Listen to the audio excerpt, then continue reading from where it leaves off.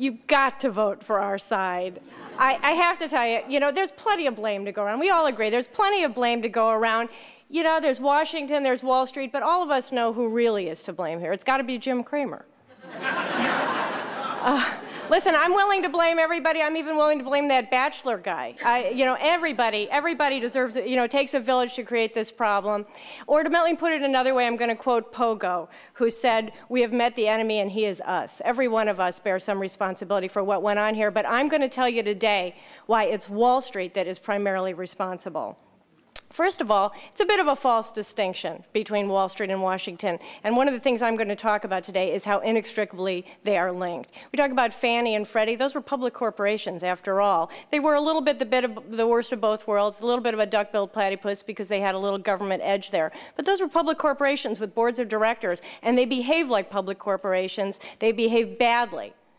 And that is what is wrong with Wall Street. So, you may have noticed already, even in this few minutes that I've been up here, I'm different. I'm not like anybody else on this panel. And that is why, and the primary difference, as I'm sure you've noticed, is I'm the only one on the panel who's from Washington.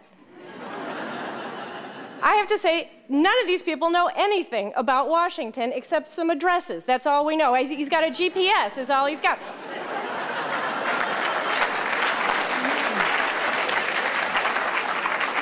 And and the other thing is, I'm not an economist. I am a capitalist. I, uniquely on this panel, I have created businesses. I have created businesses, had them grow, and sold them. I have worried about making a payroll. So I know something. I'm not like an economist who it works in theory, it doesn't work in practice. So I know what it is to be a capitalist. And I know what it is to be a bureaucrat. I worked in the government. In the Reagan administration, I was at OMB. And let me tell you, one of the big shocks of my life was all these people who espouse and rhapsodize about the free market kept trooping over to me to get me to give them limits on liability and erect barriers to entry. Everybody's all about the free market except when it benefits them not to be.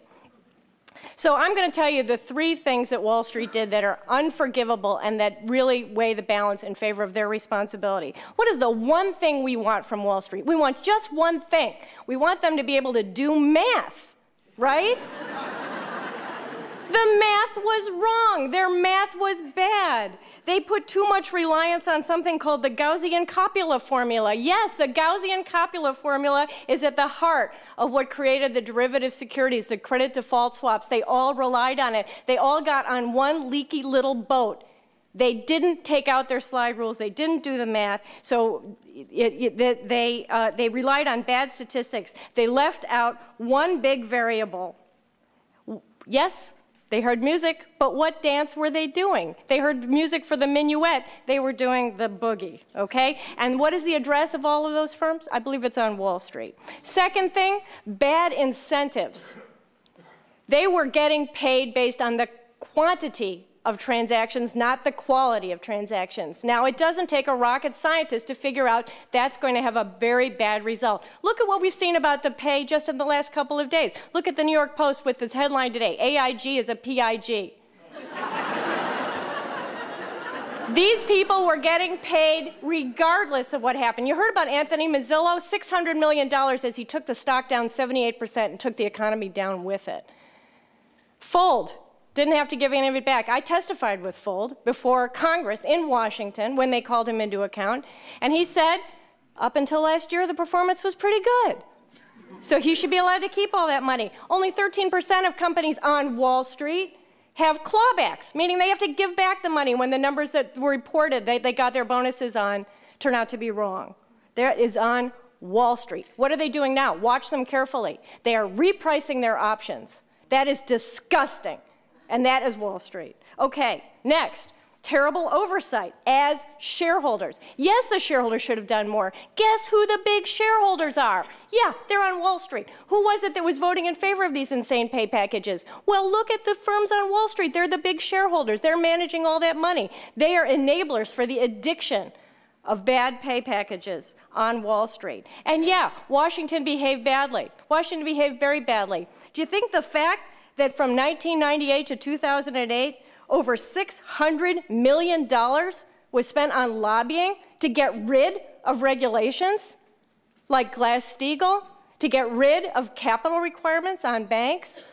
Do you think maybe that might have had an effect on it? Yeah, Washington is nice to its friends. Who's responsible for that? Who are its friends? I would like Wall Street to make the same disclaimer that is required of mutual funds. Past performance is no guarantee of future performance. And who is it that requires them to say that? That is Washington. Wall Street has expected us to bet on them for a long time. They have not lived up to our trust in them, and they are more responsible than Washington for this mess. Thank you.